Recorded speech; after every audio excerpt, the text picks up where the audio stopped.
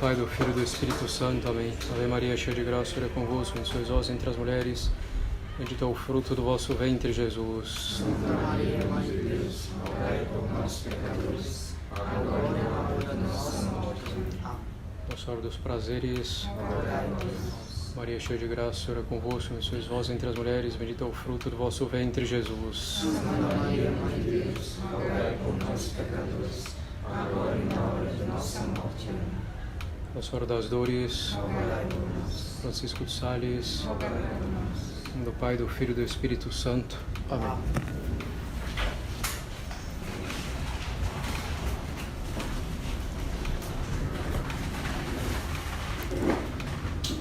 Bem, salve Maria a todos.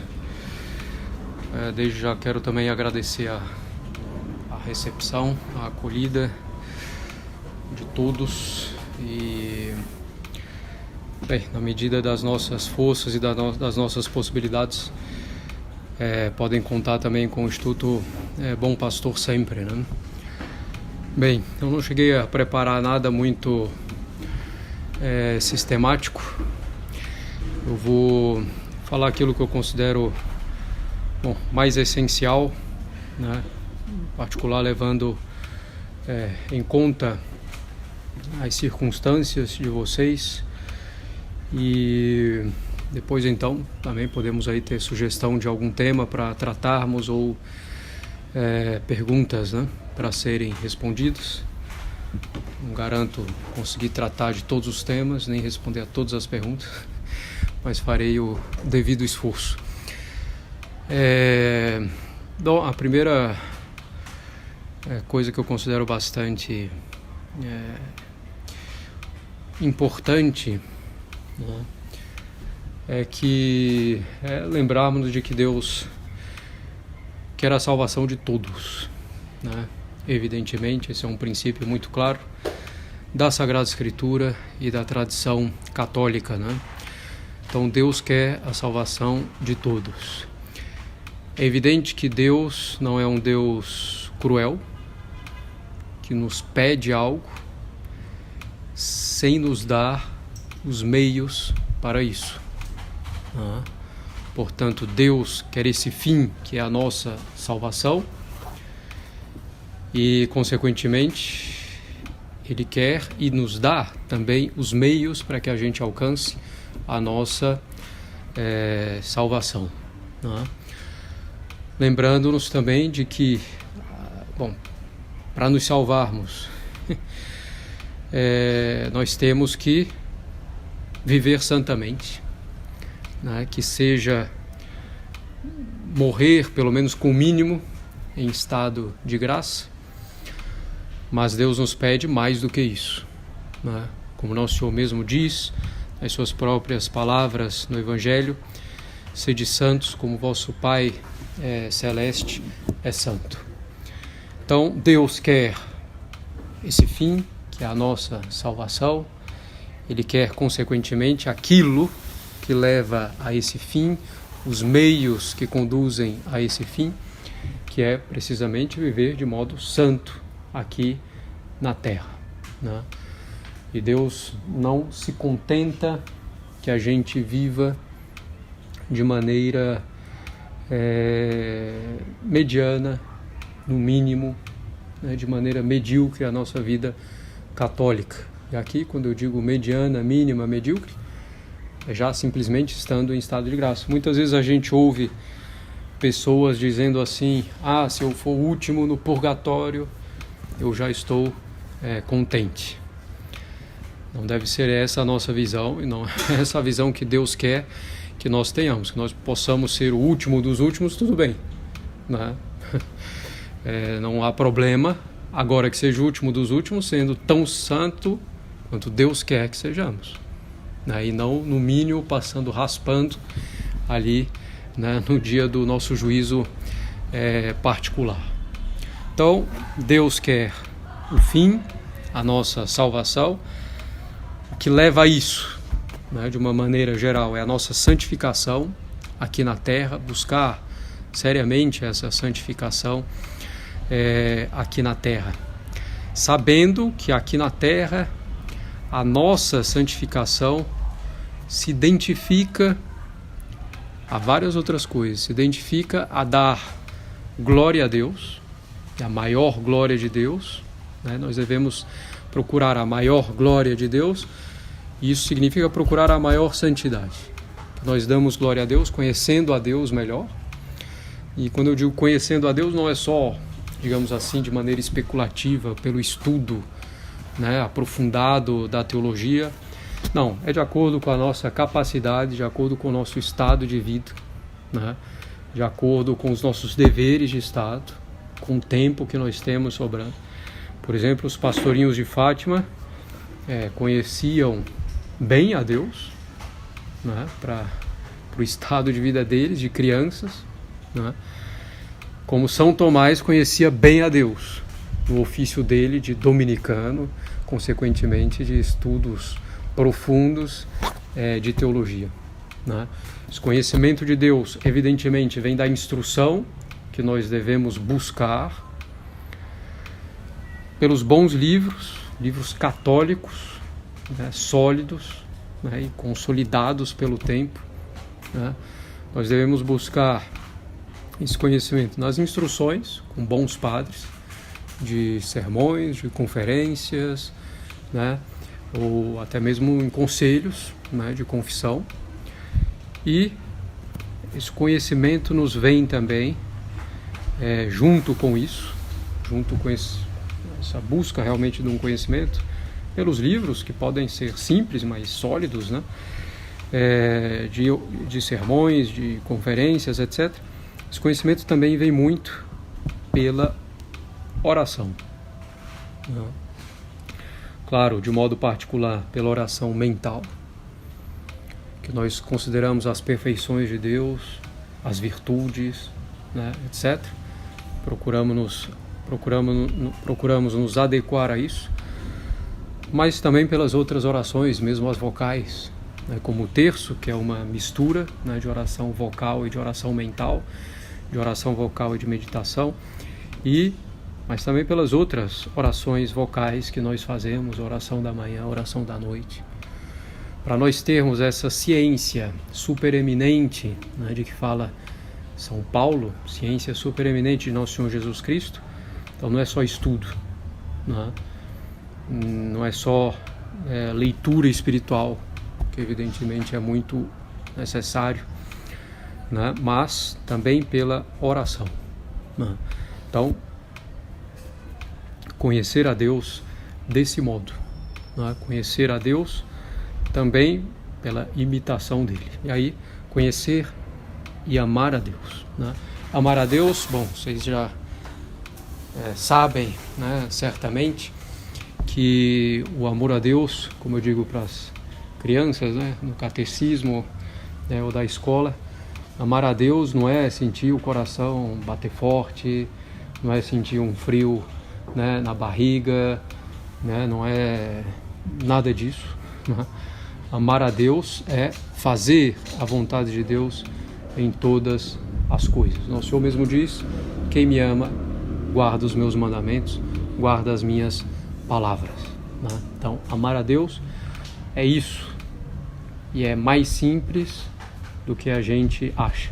Às vezes, como diz São Francisco de Sales, nós ficamos procurando estratégias muito complexas, como é que eu posso amar a Deus, o que é amar a Deus exatamente, e a gente complica muito. E São Francisco de Sales diz que a arte de amar a Deus é amá-lo, é começar a amá-lo, ou seja, fazer o que ele nos pede, né? Então, conhecer, amar e servir a Deus. E como é que eu conheço a vontade de Deus? A gente pode dividir a vontade de Deus em dois grandes grupos. A vontade de Deus manifesta ou significada é aquela que a gente conhece pelos mandamentos, pelas virtudes que Deus nos exige, né, que a gente pratica, e Deus exige todas as virtudes. Às vezes uma está mais saliente do que a outra, dependendo das circunstâncias da nossa vida, mas Deus exige todas as virtudes. Então a vontade manifesta o significado de Deus pelos mandamentos, pela prática das virtudes, pela vontade justa dos superiores, né, pelas ordens lícitas dos superiores, pelos deveres de Estado, deveres de pai de família, de mãe de família, de esposo, de esposa, né, de filho, deveres profissionais ou de estudante. Então, nossos deveres de Estado. Tudo isso faz parte da vontade manifesta ou significado de Deus, quer dizer que a gente sabe de antemão o que Deus nos pede ou o que a gente deve fazer. E a outra vontade de Deus, então, para amar a Deus a gente tem que fazer isso, que a gente sabe que Deus quer de nós, antecipadamente, nos esforçar para cumprir isso. E a outra vontade de Deus que a gente tem que cumprir é a chamada vontade de beneplácito. A vontade de Deus que a gente conhece pelos acontecimentos da nossa vida, né? Então, sei lá, eu estava vindo para a conferência, né, às 5 da tarde, no bairro Feitosa, Pitanguinha, e aí bati o carro, não consegui chegar. Então é vontade de Deus que você não viesse aqui assistir essa conferência, né, por exemplo. Ou então eu me esforcei, estudei, né, corri atrás de um bom emprego para dar uma melhor condição para minha família. No dia da entrevista de emprego fiquei doente, não pude fazer, perdi a vaga. Então era a vontade de Deus que você não tivesse esse emprego. Então são coisas que nós conhecemos com os acontecimentos da vida: doença, saúde, riqueza, pobreza, sucesso, fracasso, vida longa, vida curta, né? Consolação na vida espiritual, né? Ou ter um gosto por fazer as coisas de Deus, ou desolação, não ter nenhum gosto ao fazer as coisas de Deus, mas fazê-las assim mesmo. Tudo isso é Deus que sabe, né? As contrariedades pelas quais a gente tem que passar, as felicidades, né, pelas quais a gente passa. Então é a vontade de Deus de beneplácito, que a gente vai conhecendo de acordo com os acontecimentos. E às vezes a gente não consegue enxergar esses acontecimentos exatamente o que Deus quer. Mas pouco importa, a gente tem que se conformar à vontade de Deus. Claro, se eu posso fazer alguma coisa, estou doente, posso tomar um remédio, procurar um médico, me cuidar, eu devo fazer, né? Essa vontade de beneplácito não impede a prudência, né? Bem, então, conhecer a Deus, né, por leituras espirituais de catecismo, né, formações, sermões, oração, amar a Deus na sua vontade manifesta, mandamentos, virtudes, deveres de Estado, ordens dos superiores e vontade de beneplácito, aquilo que muitas vezes escapa, né, do nosso domínio, que Deus quer para o nosso bem, para a nossa santificação. Então nos conformarmos à vontade de Deus em tudo e finalmente servir a Deus, bom, que engloba tudo isso, e saber que Deus governa sempre a nossa santificação, né? Como diz também a Sagrada Escritura, tudo coopera para o bem do justo. O justo não é o santo, né, de altar, né, já com as virtudes em grau perfeito, as virtudes em grau heróico, já na via mística, unitiva, etc. Não. O justo é aquele que procura servir a Deus com sinceridade, aqui, né? Apesar dos seus defeitos, das suas eventuais quedas, mas que procura realmente lutar, né? Evitando o pecado mortal, procurando evitar o pecado venial e lutando mesmo contra as imperfeições cada vez mais. Então, vamos recapitular. Deus quer que nós nos salvemos. Para nos salvar nós temos que ser santo, e ser santo corresponde também a dar glória a Deus. Quanto mais nós dermos glória a Deus na nossa vida, foi para isso que Deus nos criou, para dar glória a Ele. Deus criou todas as coisas para que, né, cantassem as suas glórias, as suas perfeições. E nós, sendo seres humanos, dotados de inteligência, de vontade, nós damos glória a Deus conhecendo, amando e servindo a Deus, né? O gato dá glória a Deus sendo gato, se comportando como gato, o cachorro como cachorro, latindo. A geladeira dá glória a Deus sendo geladeira, esfriando os alimentos. E pronto, agora nós, né, que somos seres dotados de inteligência e de vontade, damos glória a Deus, então de acordo com a nossa natureza, com a nossa inteligência, conhecendo a Deus, com a nossa vontade, amando a Deus, e a partir disso, com todas as nossas faculdades, né, com a nossa memória, com os nossos sentidos, com os nossos sentimentos e emoções, né, ordenados pela inteligência e pela vontade, servindo a Deus. Então a nossa santificação corresponde à glória a Deus que nós devemos dar. A nossa santificação também corresponde à nossa felicidade aqui na Terra. Deus fez as coisas muito bem feitas, né? Então Ele uniu a nossa finalidade, né, digamos assim, própria, que é ver Deus face a face, com a glória dEle, né? Ele uniu a nossa santificação, a nossa felicidade, né? Então, para nós sermos felizes, à medida em que isso é possível aqui na Terra, porque a felicidade plena aqui na Terra, né, é impossível, mas para ser felizes na medida do possível aqui na Terra, o único meio verdadeiro é nos santificarmos. Não existe outro caminho de felicidade aqui na Terra. Bom, Aristóteles, né, pagão antes de Cristo, já tinha entrevisto, né, isso, dizendo que a felicidade aqui na Terra é a vida virtuosa, a vida estável na virtude, né? E justamente agora a gente vai pegar essa virtude natural de Aristóteles, vai elevá-la a um plano sobrenatural, e isso é precisamente a santidade, a santificação, né? Bem, então tudo isso corresponde à nossa santificação, a glória a Deus, a nossa felicidade, a nossa finalidade, né? Tudo isso corresponde de maneira perfeita, né? Basta então nós buscarmos a felicidade onde ela está, e basta nós, como os seres dotados de inteligência e de vontade, querermos glorificarmos a Deus efetivamente. Porque glória a Deus, de fato, a gente vai dar de um jeito ou do outro, voluntariamente ou involuntariamente. Involuntariamente mostrando a justiça de Deus no inferno, né? Então, em vez de mostrar a justiça de Deus, é melhor mostrar a misericórdia dele e a bondade dele no céu, né? Bem, então Deus quer que nos salvemos, então para isso nós precisamos nos santificar, e Deus nos dá todos os meios para a nossa santificação.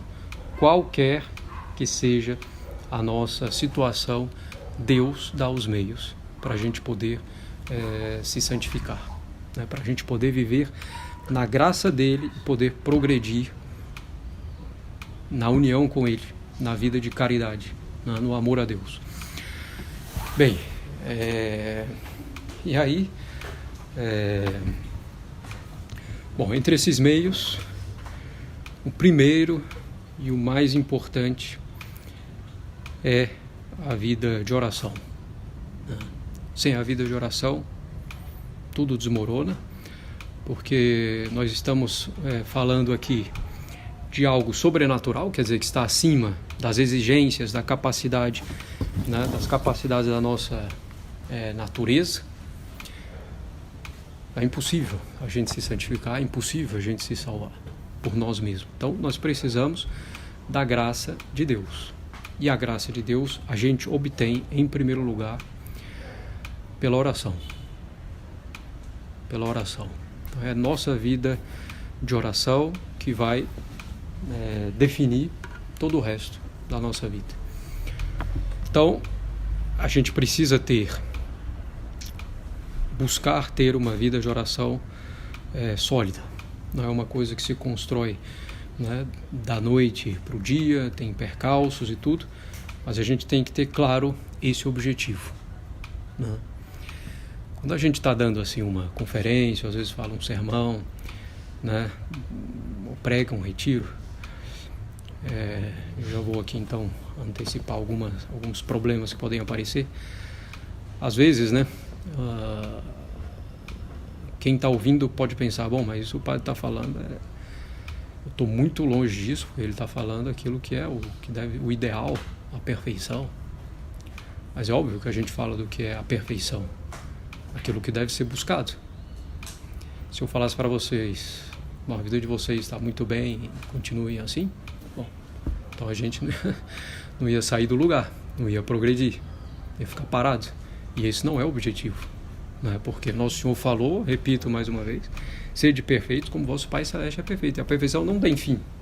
Não chega um belo dia que eu acordo e eu digo, nossa, agora eu sou perfeito, posso ficar tranquilo e agora eu posso parar nesse ponto. Não, porque parar é regredir, justamente porque Deus deu um preceito da gente ir progredindo, né?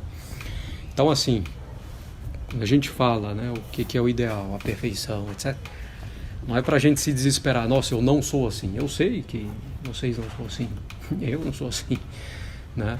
Então não é para se desesperar e falar, nossa, estou muito longe disso, eu sei. Não é o objetivo que já estejam aí.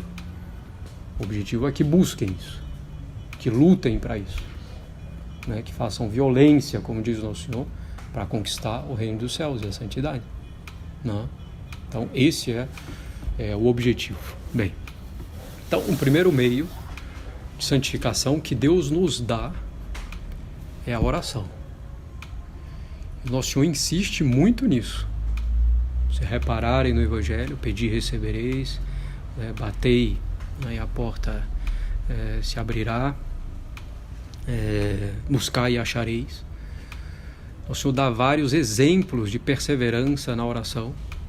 A mulher cananeia que insiste, as migalhas, né, que caem da mesa para o cachorro. A perseverança daquele paralítico que estava ali, né, praticamente 40 anos, querendo se jogar na água, quando o anjo mexia a água para receber o milagre da cura. 40 anos que ele estava ali, numa espécie de oração constante e esperando, né, o milagre. Tudo que pedirdes ao meu Pai em meu nome, vos será dado. Então o Nosso Senhor insiste muito na oração. E uma das coisas que Nosso Senhor vai nos reprovar no dia do nosso juízo é nós não termos rezado e não termos pedido o suficiente. Certo? Claro que eu estou falando aqui, em primeiro lugar, dos bens espirituais, né, das virtudes da nossa santificação. Então, é a vida de oração, né?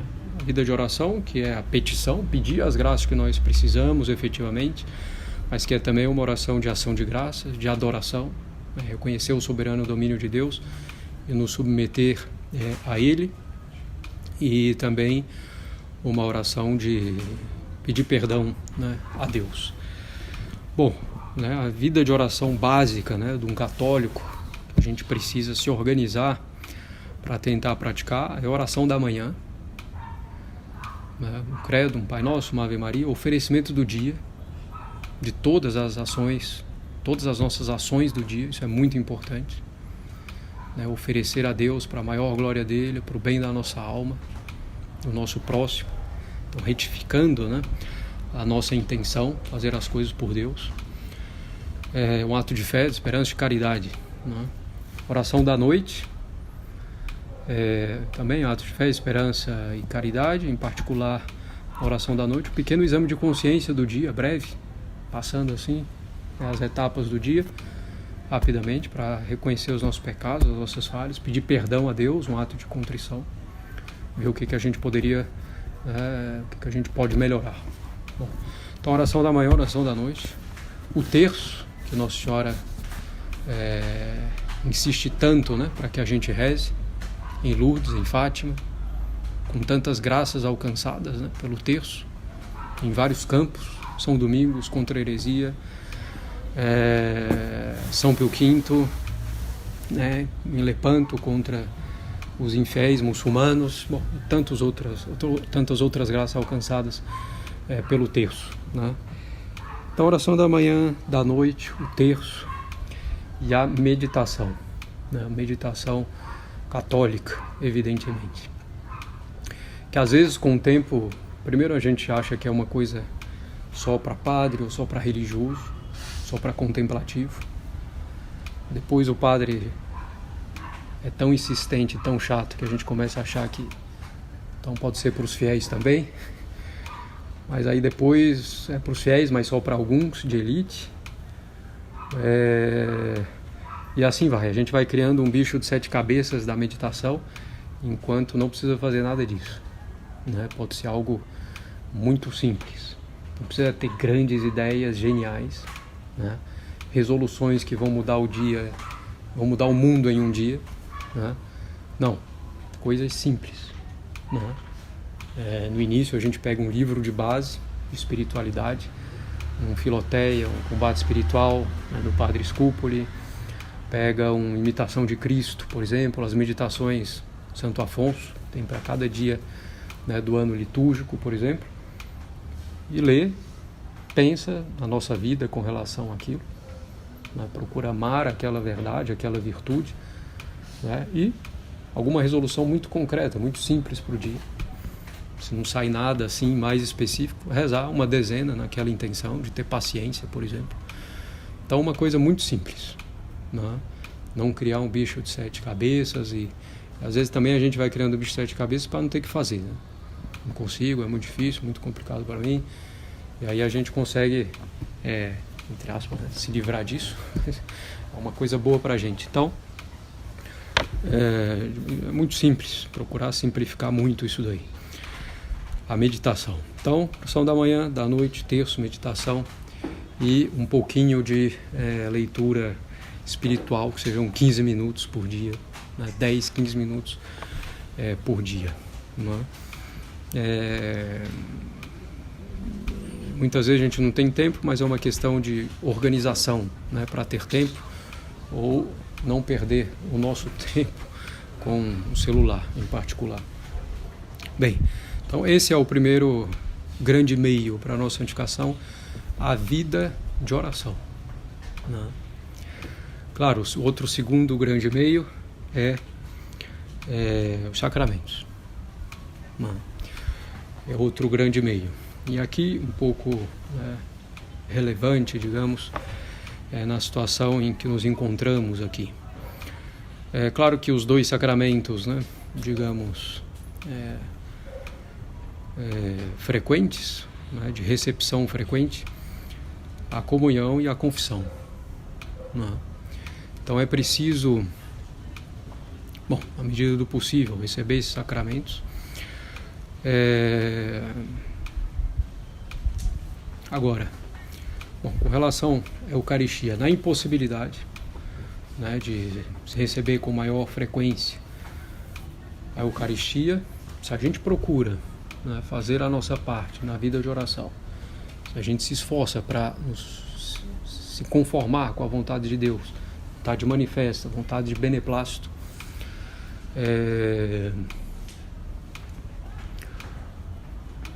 Deus vai dando as graças. Se a gente procura fazer comunhão espiritual, né, se a gente procura santificar o domingo, né,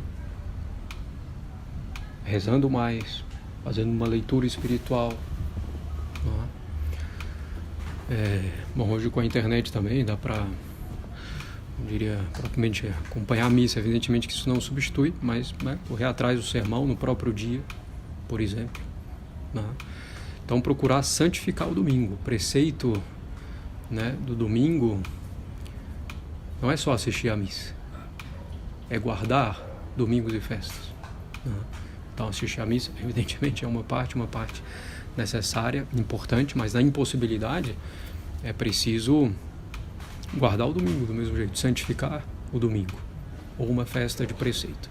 E aí, em particular, pela vida, né, de oração, às vezes vendo as leituras da missa, ouvindo, né, o sermão ali, do dia, né? Fazendo comunhão espiritual. E Deus dá as graças.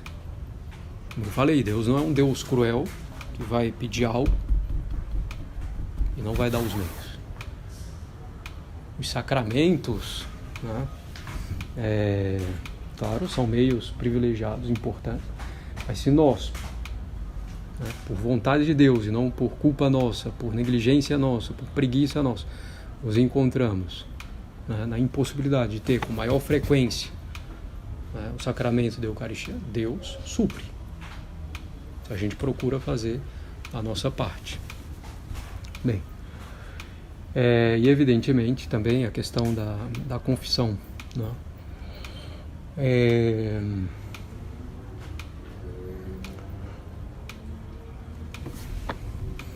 Pode ser uma certa, né, questão de terminar esperando, né, muito tempo para se confessar, para ter, né, conselhos que pareçam mais adequados e tudo, mas bom, é bom não esperar tanto tempo, ainda mais, por exemplo, alguém por infelicidade tiver cometido, né, algum pecado grave. Então, se tem um padre que confessa validamente, que dá absolvição, né, que não dá conselhos que chegam a nos prejudicar de algum modo, né, não há também motivo para adiar a confissão durante muito tempo. E então, né, sobretudo essa questão da Eucaristia, da impossibilidade da missa, etc. Se a gente procura fazer a nossa parte, Deus realmente supre com as graças.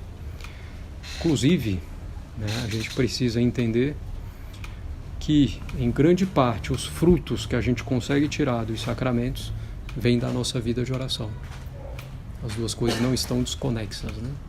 Bem, então são esses, né, os principais meios que Deus nos dá para a nossa santificação, a vida de oração e a vida dos sacramentos, né? E é isso que nós devemos então procurar aplicar, né? A oração depende em boa parte de nós mesmos, claro, pedindo a Deus também. Se a gente está com dificuldade de rezar, a gente pede a Deus para rezar, não? Mas padre, como é que eu vou rezar para Deus, para eu conseguir rezar, se eu não estou conseguindo rezar? Então você vai pedir de maneira muito simples no início, né? Então você vai lembrar durante o seu dia, vai fazer uma oração, meu Deus, me ajude a rezar, né? Reza uma Ave Maria, pelo menos ali. Então, coisas desse tipo, né? E isso aqui é o que interessa, né? É a nossa santificação. A gente sempre pode encontrar inúmeros pretextos, né, para não sermos santos, ou mais santos ainda, né? Então, hoje é muito difícil, porque a gente vive uma sociedade assim, assado, né, muito liberal, impura, materialista, etc. Se eu vivesse na Idade Média, eu seria santo. Quem sabe, né? Talvez se vivesse na Idade Média, fosse cair alguma heresia qualquer, e havia um bocado, né? Então, não é assim tão simples. Se eu tivesse vivido no tempo dos mártires, seria mais fácil, eu teria, né, morrido logo no instante e teria ido para o céu e canonizado. Ninguém sabe, né, se você realmente teria aguentado ou não, né? Se eu tivesse conhecido Nosso Senhor e tivesse sido um dos discípulos, ninguém sabe também, poderia ser um daqueles gritando crucificam, né? Então a gente vai colocando pretextos que no fundo são certas ofensas a Deus, como se Deus tivesse nos colocado no tempo errado, como se Deus tivesse nos criado no tempo errado, como se Deus tivesse nos colocado em uma situação que não tem jeito, em que eu não posso me salvar, que eu não tenho os meios para me salvar, né? E talvez alguém, né, no dia do juízo final, claro que é teologia ficção, né? Então, alguém que viveu na época né, de Nosso Senhor, eu poderia dizer, né, ser cristão em 2022 era muito fácil, porque os erros eram tão absurdos, né? Bastava você se manter firme ali e pronto, né? E defender a verdade em coisas muito básicas e óbvias, né? Então a gente sempre pode ir achando, né, pretextos, né? Isso de fato ocorre, né? Então, vamos dizer, a gente não tem um apostolado tradicional na nossa cidade. Aí onde tem, a gente tem apostolado tradicional, mas só tem a missa domingo. Aí depois a gente tem a missa, né, todo dia, mas o padre botou um horário que a gente não consegue ir, né, ou o padre é sem noção, o padre... Então pode arranjar sempre desculpas, né? E sempre vai ter alguma desculpa. Então a gente tem que deixar isso de lado e procurar realmente fazer a nossa parte, preocupando-se com o básico em primeiro lugar, né? Nosso objetivo é chegar, né, à santidade, à perfeição, né? Continuar progredindo quando a gente chegar lá, porque não existe isso. Então, nosso objetivo é esse, mas nós vamos também gradualmente, né? A gente não vai por saltos. Inclusive, São Gregório Magno diz que a gente tem que ter a perfeição de reconhecer as nossas imperfeições, né? Não para se acomodar, mas assim, para ter paciência com nós mesmos, né? Para a gente poder ir progredindo pouco a pouco. Que uma das coisas que fazem as pessoas desanimar é a pressa na vida espiritual, né? O desejo de ser santo de uma hora para outra, isso não existe, salvo milagre. E normalmente Deus não vai fazer esse milagre. Como São Paulo, que caiu, né, do cavalo, ficou cego e se converteu instantaneamente, apesar de que ninguém sabe se é uma conversão assim tão instantânea, né, propriamente. Poderia ser já uma coisa que ele vinha, né, refletindo, né, de algum modo, embora ainda tivesse perseguido os cristãos. Isso acontece. Tem gente que às vezes está se convertendo ao catolicismo, já consegue enxergar a verdade, mas continua frequentando a garagem da seita lá, por uma série de fatores, né? Respeito humano, etc. Então, a gente tem que ter paciência, mas ir buscando, sem atrasar o que for de nossa parte, mas sabendo que nós vamos ter percalços, algumas variações, né, na vida espiritual, mas sempre em direção a ela. É isso que interessa. Por acaso cairmos, então retomar o caminho com muita humildade, com muita tranquilidade, né? Então isso aqui é o essencial, né, da vida católica, buscar a santidade. Hoje a gente tem inúmeros distratores ou inúmeras cortinas de fumaça que surgem, né?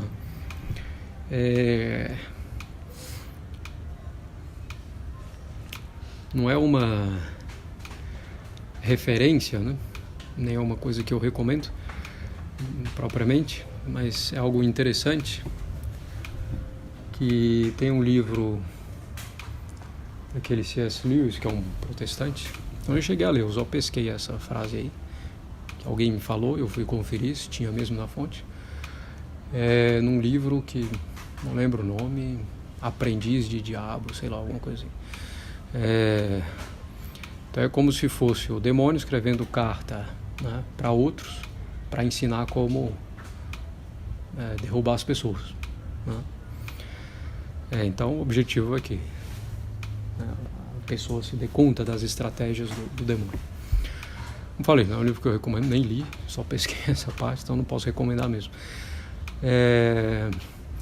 Mas tem uma parte que então é como se fosse esse demônio instrutor que está ensinando o outro. Se você não conseguir que ele deixe de ser cristão, bom, cristão é católico, se você não conseguir, então vamos adaptar, se não conseguir que deixe de ser católico, no fundo esse é um pouco o objetivo também, né, de fazer abandonar a fé.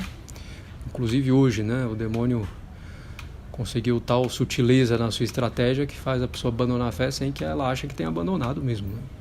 No final das contas. Bem, então ele diz, se não conseguir, né, que a pessoa deixe de ser católica, pelo menos que ela seja católica mais alguma coisa, né? Católica e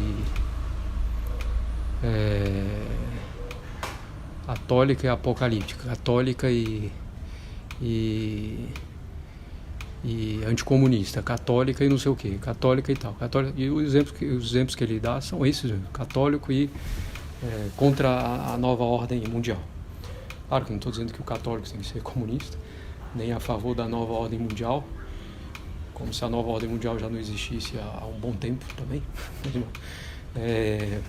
Ela vai só se desenvolvendo, né, dando seus passos, etc. Mas assim, é que a pessoa, ela identifica ou ela resume o catolicismo dela a essas coisas, né? E isso é uma coisa que eu falo desde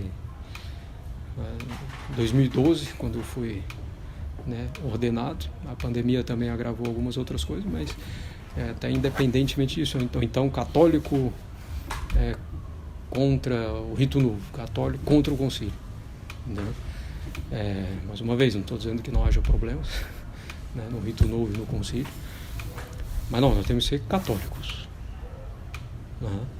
E o católico se define primeiro como aquele que adere à verdade revelada por nosso Senhor Jesus Cristo, né, ou dada por Deus na lei natural, e por causa disso ele vai se opor a uma série de coisas. A gente não pode fazer isso à nossa frente, o principal da nossa vida católica, não. O principal da nossa vida católica é aspecto positivo e não negativo, né? Ou tem gente também que fica muito focado na ação do demônio, na ação da maçonaria, etc, etc. E se vai perdendo um tempo imenso com isso. E ao perder um tempo imenso com isso, onde pode haver inclusive várias ciladas do demônio, a pessoa se esquece do aspecto positivo, que é o principal, quer dizer, de união a Deus, de conformidade com a vontade de Deus, de vida, né, de oração, de piedade, etc, né? E em hipótese alguma eu estou aqui separando a vida de piedade, né, de conhecimento da doutrina, porque uma coisa não vai sem a outra, né? Mas outra coisa é se perder nessas polêmicas, né? Nessas polêmicas mesmo, né? Quando não necessário ou sem moderação, etc. Então a gente tem que procurar realmente se concentrar no essencial da nossa vida católica, que é a vida de união com Deus, né? Esse é o ponto principal, né? A gente pode ser um grande militante anti qualquer coisa dessas aí, anticomunismo, anti-concílio Vaticano II, anti qualquer coisa, mas não viver na graça. E no dia do juízo vai valer pouco, e essa nossa ação aqui vai valer pouco se a gente não viver na graça. Agora, se a gente vive na graça, né, ainda que nosso estado de vida, nossa condição, etc., a gente não tenha que lidar diretamente com essas coisas, né? É evidente que a gente, como católico, né, condena, se opõe e tudo, mas eu vou ajudar muito mais na luta contra essas coisas, estando aqui em estado de graça e rezando, do que simplesmente numa militância, né, no final das contas. Então, esse é um dado fundamental e essencial, né? E ao falar isso, evidentemente, vale primeiro para mim mesmo, né, como padre, né, que temos ainda um dever ainda maior de tudo isso, de santidade, de perfeição. Então, lembrem-se de nós também nas orações de vocês. Então, acho que era isso que eu queria falar, de essencial mesmo, né, de mais importante e relevante, relembrar esses princípios mais fundamentais, né, da vida católica.